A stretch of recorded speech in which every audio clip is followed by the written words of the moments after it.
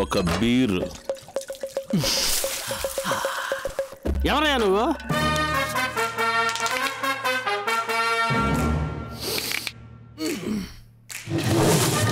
మత్స్యస్వామి, కూర్మస్వామి, వరాహస్వామి, నరసింహస్వామి, వామనస్వామి, పరశురామస్వామి, deputy commissioner of police, Vijayawada city. నేను పోలీస్ కాదు, పోకిరి.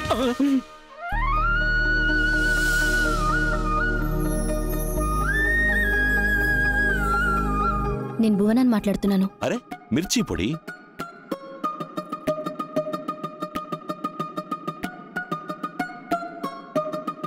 నాకు ఇంకేం అక్కర్లేదు, మీ అమ్మాయినివ్వండి, అంతే చాలు. భజంత్రీలు భజంత్రీలు మాంగళ్యంతో నేనా మమ జీవన హేతునా కంఠే భద్రామి. సార్, పరమేశ్వర భిక్షు, 8 జిల్లాల్లో 92 మంది ఎమ్మెల్యేలు, 16 మంది ఎంపీల్ని పెట్టుకుని గవర్నమెంట్ నే కంట్రోల్ చేసే నాకు ఎంత పొగరుండాలి? న్యాయం జరగటం కోసం ఏం కావాలన్నా చెయ్యి, ఎవరినైనా చంపు, తప్పే లేదు.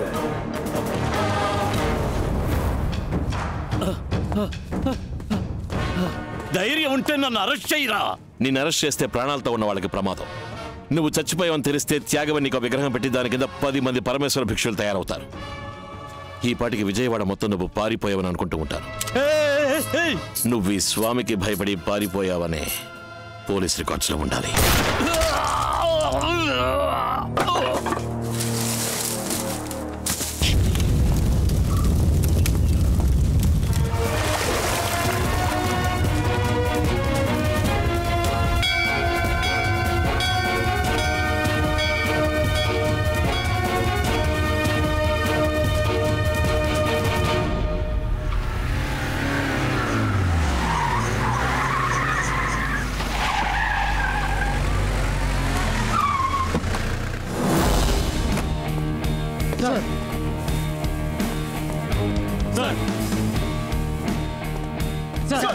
సార్, ఎవరు వీళ్ళు?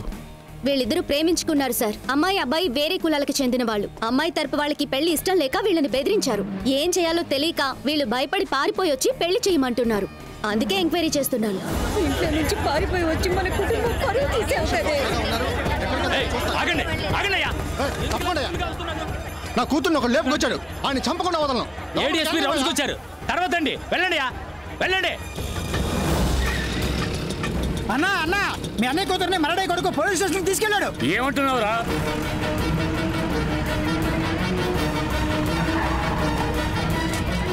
సార్, తప్పుకోండి తప్పుకోండి. అన్నా ఏమైందన్నా? ఇలా చూడండి, వాళ్ళిద్దరు లవ్ చేసుకున్నారు. ఇద్దరు మేజర్స్. గొడవ చేయకుండా ఇక్కడి నుంచి వెళ్ళిపోండి. ఒసే పందికొక్కు, నీ కూతురు లేచిపోతే ఊరుకుంటావుటే? రే మున్సామి, మరి ఎక్కువ మాట్లాడొద్దు. ఒరే హెడ్, నోరు మీరా. మర్యాదగా మాట్లాడవయ్యా, పెద్ద గొడవ అయిపోతుంది. ఒరే కానిస్టేబుల్, నోరు మీరా. నేను తలుచుకున్నానంటే ఈ పోలీస్ స్టేషన్ నే నేలమట్టం చేస్తాను. చూస్తావా? వెళ్ళి వాడిని లాక్కురండి రా.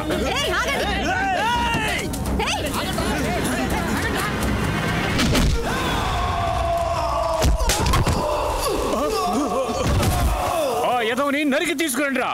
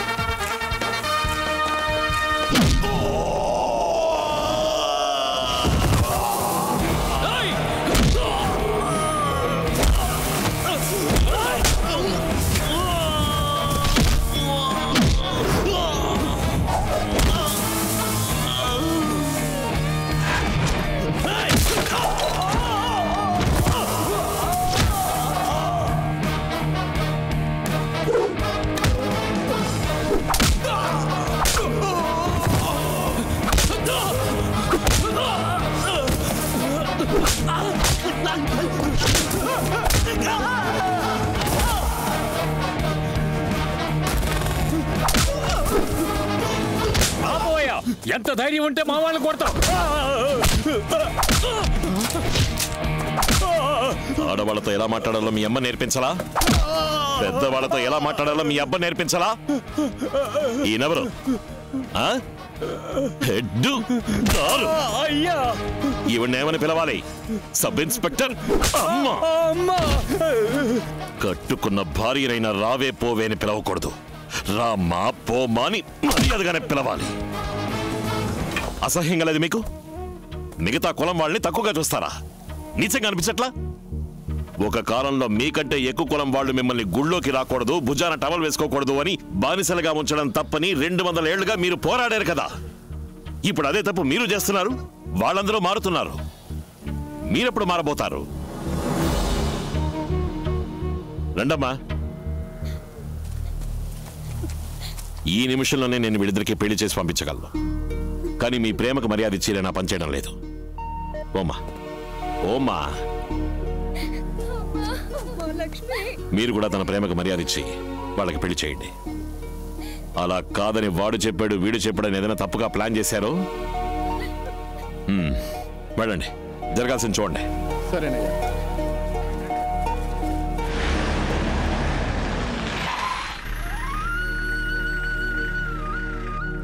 రండి సార్, 4:30కి రమ్మన్నాను. కరెక్ట్ గా 5:30కే వచ్చేసరే. ఏం లేదు మిర్చిపొడి, కడియం పోలీస్ స్టేషన్ లో ఒక పెద్ద ప్రాబ్లం. సరే. అందుకే ఒక చిన్న డిలే. నన్ను చూసి వెళ్ళడానికి విజయవాడ నుంచి నా ఫ్రెండ్స్ అందరూ వచ్చారు. హలో, కూర్చోండి కూర్చోండి. ఎలా ఉన్నారు? అందరూ ఐఏఎస్ రాయడానికి అప్లై చేయబోతున్నాం. ఎల్లుండి లాస్ట్ డేట్. అందుకే బోనన్ వచ్చి అడిగాం సార్. తనేమో వద్దంటోంది. నాకు అర్థం కాల. తనకి కలెక్టర్ అవ్వాలని సార్ ఆశ. సడన్ గా పెళ్ళైంది కదా, ఇప్పుడు వద్దంటోంది. నాతో చెప్పనే లేదు? లేదండి, మీతో చెప్తే మీరు ఒప్పుకుంటారో లేదో అని సందేహం. అందుకే. నువ్వు ఐఏఎస్ అవ్వాలని ఆశపడతావు, వద్దని చెప్పడానికి నేనంత దుర్మార్గపు మొగుడ్నా? నువ్వు సివిల్ సర్వీస్ రాస్తున్నావు. ఆ అప్లికేషన్ నా దగ్గరే ఉంది. నీ దగ్గర లోపలే ఉంది. సరే పో, వెళ్ళి తీసుకురా. థాంక్స్ మామా. ఓకే భామా. ఏయ్ మిర్చిపొడి, జాగ్రత్త. ఏంటి భార్యని మిర్చిపొడని పిలుస్తున్నారు? తన మీద కోపం వచ్చినా ఆశ వచ్చినా మిర్చిపొడనే పిలుస్తాను. ఏది ఆశగా ఇంకోసారి పిలవండి ప్లీజ్. ఓయ్ మిర్చిపొడి. వస్తున్నానండి. 1 సంవత్సరం కావస్తోంది. అయ్యగారు ఏమయ్యారో తెలియటం లేదు. అయ్యగారు శ్రీలంకలో ఉన్న 2వ భార్యింటికే వెళ్ళుంటారు. సరే, ఆ భార్యకు పిల్లలున్నారా? 3 కొడుకులు ఉన్నారు. మహేంద్ర భిక్షుడు ఒకడు, దేవేంద్ర భిక్షుడు ఒకడు, రావణ భిక్షుడు ఒకడు.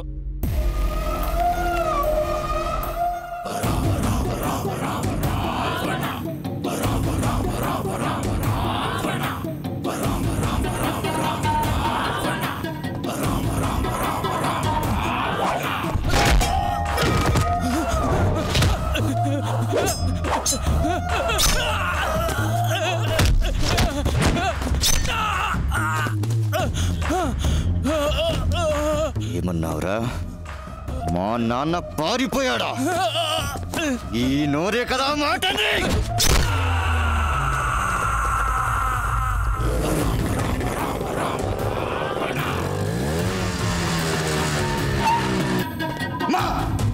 అమ్మా, మా నాన్న ఎవరికో భయపడి పారిపోయాడని ఊరంతా నన్ను చూసి ఎగతాళి చేస్తుంటే సిగ్గులకు నా కుర్చీ మీరు ఫోన్ చేస్తారా?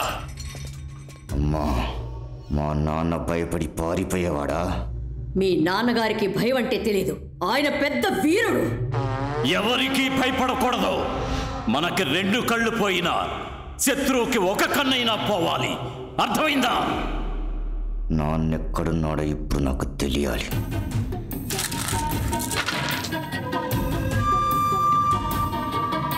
రావణ, ఇప్పుడు సమయం మనకి అనుకూలంగా లేదు. అక్కడేదో జరగరాని పని జరిగింది. నువ్వు వెంటనే విజయవాడకి వెళ్ళు. ఇప్పుడే వెళ్తాను.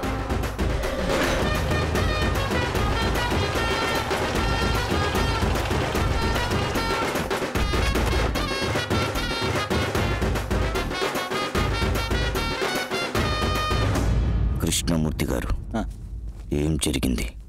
మా నాన్నేమయ్యారు? స్వామితో గొడవ తర్వాత అయ్యగారి దగ్గర నుంచి ఏ కబురు లేదు బాబు. పరశురాం నా మీద అరెస్ట్ వారెంట్ తీసుకొచ్చాడు. 2 ఎదవలు కలిసి నన్ను పట్టించారు. వాళ్ళ కథ ముగించకుండా నేను కొలంబోలో అడుగు పెట్టను.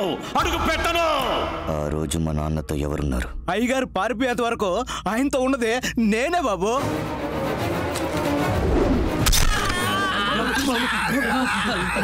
ఏంట్రా వాగుతున్నావు? మా నాన్న పారిపోయారా కబా? అన్నయ్య, వీళ్ళకు మన మీద మర్యాద ఉంది, కానీ భయం పోయింది. ఇప్పుడు ఇక్కడ కనిపించిన భయం, ఇదే భయం మొత్తం విజయవాడకి మనం ఇవ్వాలి. అన్నా, మా నాన్న కేసులో అప్రూవర్గా మారిన సత్యం ఏ జైల్లో ఉన్నాడు? ఇప్పుడు జామీన్లో బయటకు వచ్చాడు బాబు.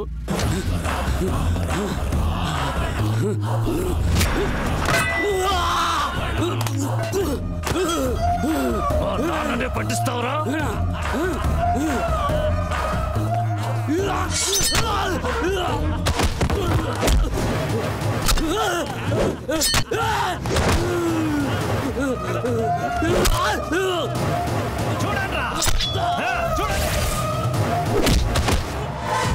సార్, ఆ పరమేశ్వర భిక్షు ముగ్గురు కొడుకులు ఇప్పుడు విజయవాడలోకి వచ్చి అడుగు పెట్టారు. అప్పటి నుంచి ఎవరికి మనశ్శాంతి లేకుండా పోయింది సార్. మన అప్రూవ్ రవిని, పటాస్ రాముని నడి రోడ్లో దారుణంగా చంపారు. మన డిపార్ట్మెంట్ లో పై అధికారులంతా వాళ్ళ కింద పనిచేస్తున్నారు సార్. ఏవండి, మీరు వెంటనే ట్రాన్స్ఫర్ అప్లై చేయండి. మన విజయవాడకి వెళ్ళిపోదాం. ఏమంటున్నావు నువ్వు? మీరు ప్రాణం పెట్టి చక్కదిద్దిన ఊరు, అందరూ ప్రశాంతంగా ఉన్నారు. మళ్ళీ పరమేశ్వర భిక్షు కుటుంబానికి ఎవ్వరూ బానిసలు కాకూడదు. చివరిసారిగా మా నాన్న ఏ చోటుకి వెళ్ళాడో అక్కడికి నేను వెళ్ళాలి. నన్ను అక్కడికి తీసుకెళ్ళండి.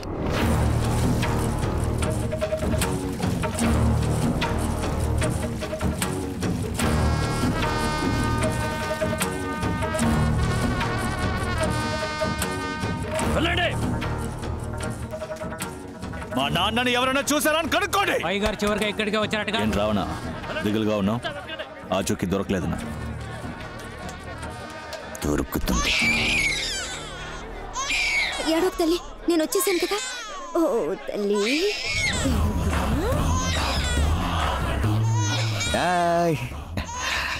ఎంత వయసు పాపకి?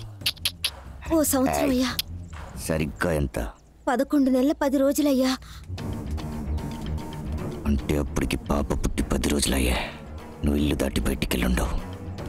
అప్పుడు ఇక్కడ ఏం జరిగిందో నీకు తెలిసి ఉండాలి. నాకేమీ తెలియదయ్యా.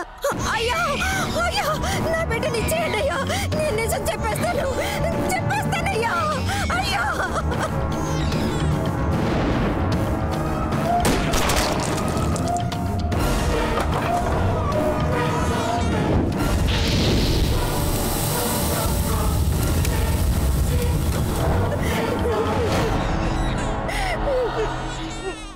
అన్నయ్య, మన నాన్న పారిపోలేదు, చచ్చిపోయాడు.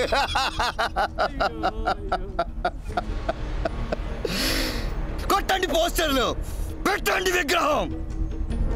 పరమేశ్ భిక్షు త్యాగి, వీర మరణం.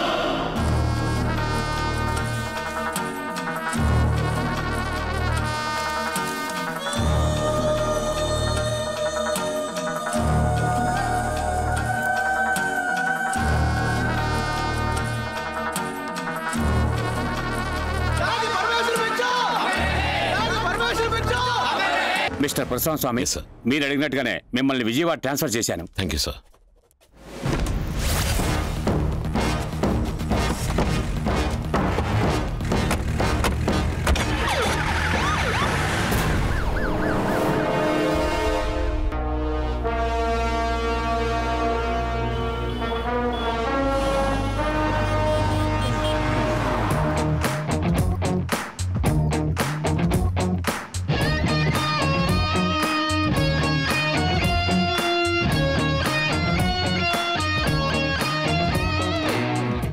హలో రామ్, ఎక్కడున్నావు?